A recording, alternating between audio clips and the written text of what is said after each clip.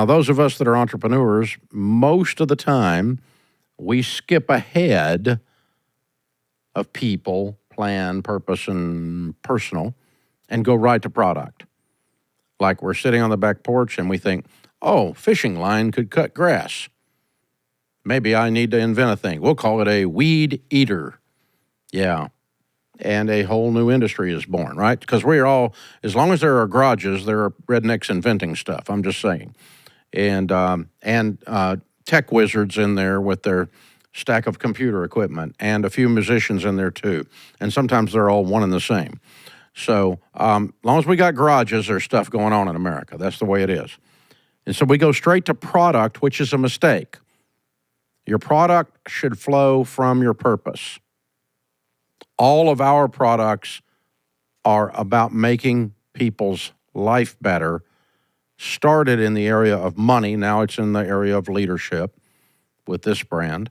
Now it's in the area of mental health and relationships with the Dr. John Deloney brand, and the career brand with Ken Coleman, and so on. But it's all about making people's life better. And our products do that. So we try not to do products that aren't aimed at doing that. So our purpose starts there, and our people drive that idea forward. And then we have a strategic thought and a plan to develop a product, rather than backing into those things after we discovered that we were an inventor. Now, sometimes you can do that. Sometimes you can code an app, and all of a sudden you're a big deal, and you have to learn to do the other things. But it's much better, your probability of success and sustainability is much better if you will code the app out of a purpose, a thing that's burning inside of you that you need to do. Something happened to you that was injustice, and you don't want that injustice to be in the world anymore, and you want people's lives to be better in that area. That would be pretty cool. So the product driver, deliver excellence, and the profits will take care of themselves. So as you're building the product, a couple of thoughts I want to give you on this. Number one, your first stab at it is not even close to what's going to become successful. Your prototype, I know it's your first child, and I know no one has an ugly baby, but honey, your baby's ugly. Your prototype is always ugly. When you look back on it, it's laughably bad. My first book has sold 3.2 million copies. Oh, wait a minute. That's the 6th version of my first book. You know, like revised and updated, and we actually acted like we learned to spell this version versus the last version. Like maybe the English language and grammar was something that I knew something about, which I didn't, but I had an editor by the 3rd version that did. When I self-published and typed the thing out in my living room, the first one's, it would have flunked freshman English. Your prototype is ugly, but it's yours, and you think it's perfect, and you think you're done. You're not done. You're just beginning. You're going to end up putting that thing in the dumpster with great pride before you know it. And your prototype could be a service, and the way you provide the service is going to change considerably. It can be an actual physical product. And so here's a rule. Don't order 10,000 of the ugly baby. You're going to throw all of them away. Once your customers give you feedback and the thing's out in the wild, you're going to go, oh, God, my idea actually is good, but my prototype sucks. And you're going to throw them away, and you're going to start again. So limit your losses on cost of goods sold. When you put something out in the wild, you know, let's either build it on demand, meaning no inventory, or let's buy a limited amount of inventory with a reorder set up quickly. Let's not burn these things and throw them in dumpsters. I can't tell you how many millions of dollars I have thrown in the dumpster by violating that one thing because I was so stinking excited about, oh, this is the answer, and Dave's got it, and Dave's in our smart creatives, and look at this wonderful graphics, and we put it out in the wild, and people went, you people are morons, and they didn't buy anything from us, and they laughed at us, and social media made a meme out of how bad my product was. That's happened to me, boys and girls. So I'm warning you. Number one rule, your prototype is not pretty. You just think it is. You're the only one that thinks this ugly kid's pretty.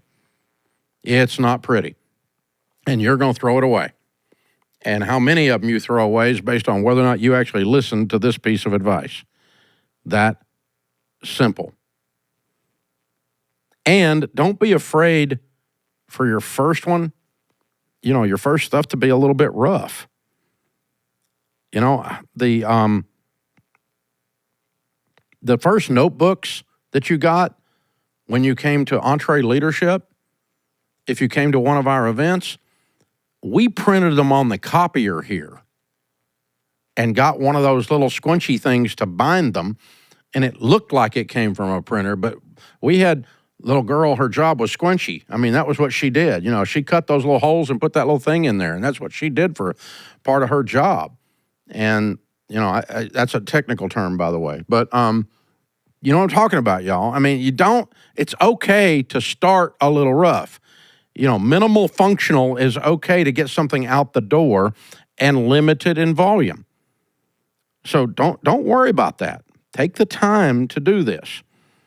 And one of the ways we found out whether people like something or not was we would go do an event on the subject before we'd write the book on it. We don't write a book and then go, oh, nobody wants it, and now we're screwed, and we've got all this time and money invested in this. Instead, we put the information out in the wild on a podcast, put the information out in the wild on a social media post, put it out in the wild at a live event in an auditorium, and you can tell whether people like what are connecting with or being transformed with or being helped by that product. So the best product you can make, of course, is by letting the product be built based on your purpose, based on your team, based on your own personal insights, and based on a strategic plan. And that doesn't take the soul out of your product. Pulling things out of your ear or your rear all the time doesn't mean you're a brilliant entrepreneur. It just means you're impulsive. That's all it means. And you wait till the last minute to come up with something. You're the same person waited to do your term paper till the middle of the night, and then you found a product called No Dose and kept it going, right? No, that is not how you launch products. Products should be the end of a series of systems that spit out a product that has its best chance at living in the wild. And so build a solid, firm foundation. You won't see sales roll in the way you thought. If you don't have any money and the item you put out there has to sell in 2 weeks or you're broke, you shouldn't have been putting something out. You weren't ready yet because you don't have the financial margin to let the market cycle, because sometimes markets cycle. Or sometimes somebody will buy a bunch of stuff and you don't get paid for 2 weeks and you thought you were going to get paid cash on the barrelhead. But yet you still want to make that sale, right? So you've got to have a little wiggle room. You got to have a foundation, a little margin, and that includes the financial margin, to give yourself some room. Because as much as we think this is a beautiful baby, it's not beautiful when it first hits the wild, and you're going to polish it and iterate and change and throw away all the slack and change and throw away all the slack. If it's a digital product, that's a natural process. No one puts out an app and 5 years later it's the same exact app. There's no such thing. If it is, the app's gone. It disappeared. It just dies. Because 5 years later, it just didn't keep up with the 47 million Apple updates, for one thing, right? So you've got to constantly make the product better. And in the digital world, it's the cheapest and easiest way to do it. So if you're putting out something like a digital product or an app, you can change that in 30 seconds or 3.5 weeks, not 3.5 years, and iterate, polish, make it better, add tools, add stuff, iterate. If you come from an analog world, like where I'm printing books, you don't get to iterate that. You print the book, it's like print it. It's done. The only way you iterate it is throw away all the stock and change 16 pages and redo it again. But it's super expensive to iterate on that. Now, you can run the stock through and every so often put a new picture on the cover. We've done that. I think Total Money Makeover is on the 6th picture or something, and I've still got no hair. And so, but it's still there. But I mean, that, but it's still, I get progressively older. That's all that happened there. But the analog products are much harder to iterate on, but you're going to even have to iterate those.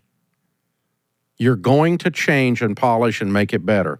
Give yourself the room to do that. The number of times I talk to a young entrepreneur, a young entree leader, by young, I mean they're new in running their own business. They could be 50 years old, they could be 25 years old, and they thought success was going to come quicker. They almost all do. And, there's 3 rules of business? It's going to take twice as long as you think it's going to. It's going to cost twice as much as you think it's going to, and you're not the exception. Those are the 3 rules of business. So give yourself the firm foundation to get your product launched to match that concept, because no matter how much you have a product launch strategy, I've got a friend launching a cool product, and just now launching it, and we're doing a launch party for him, and it's a neat new product. But no matter how cool your launch strategy, you may get an initial spike out of it, but your sustained growth and profitability doesn't come out of the launch. The launch just primes the pump. So lay your marketing out for your product launch.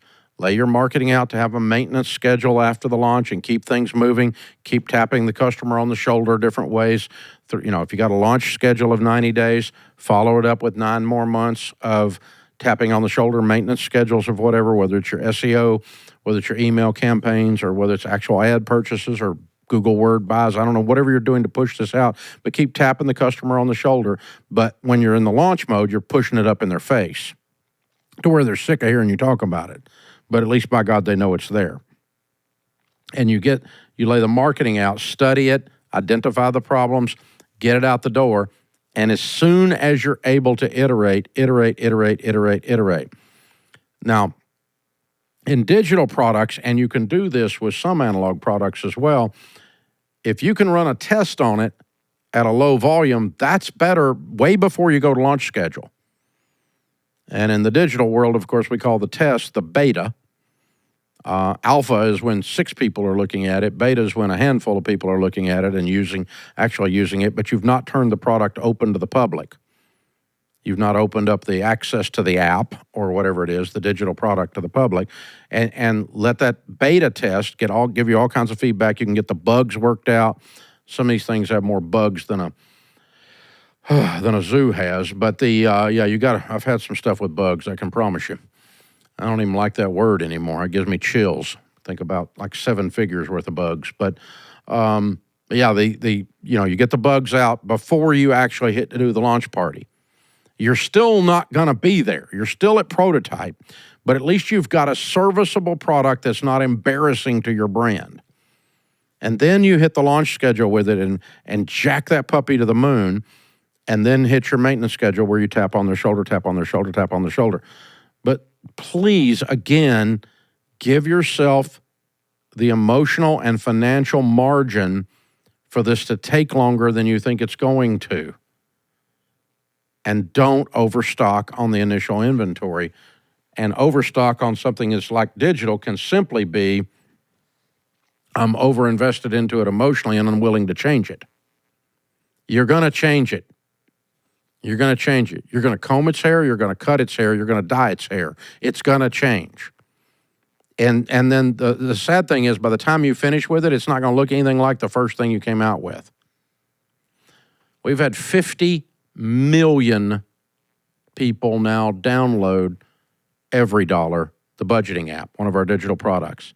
50 freaking million people. If you go back to the first app, if you could actually find it, you can't find it. It's gone. It's in our vault here. It doesn't look anything like it used to look. And thank God. I mean, we came out with that thing. We thought this was the prettiest kid on the block. We thought this one's going to be homecoming queen.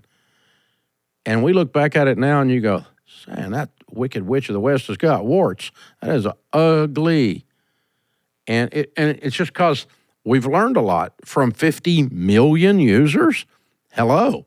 What they really wanted out of a budgeting app surprised us sometimes. And then we went and we delivered it. and we delivered it, and we delivered it. And by the way, if you downloaded EveryDollar 4 years ago and you've not looked at it, go look at it. It doesn't even look like, I mean, it's a completely different thing than it was when you downloaded it. So you got to give it another shot because it's a lot better. So iterate, iterate, iterate, iterate, iterate, iterate, iterate, iterate, iterate, iterate, iterate, fix it, change it. You'll keep the core principles of what you have. Don't change your principles, but always change your processes. People that don't change their processes and instead change their principles are called bureaucrats. People that change the processes every day but never change their principles are called EntreLeaders. That's how you get a product to market, boys and girls. This is real stuff from a guy who's done it a couple times. I've got a large number of formerly ugly babies. There we go. We iterated them out of the awkward stage. And now they're like beautiful. And when I look back 10 years from now, I'll be saying the same thing. That much I've gotten comfortable with.